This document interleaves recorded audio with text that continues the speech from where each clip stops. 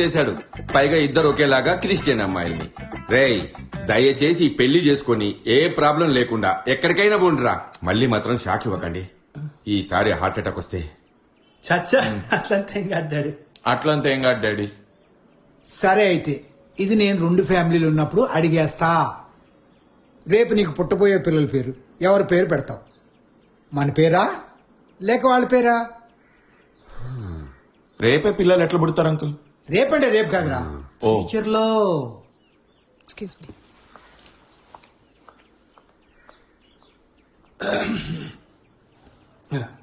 Excuse me.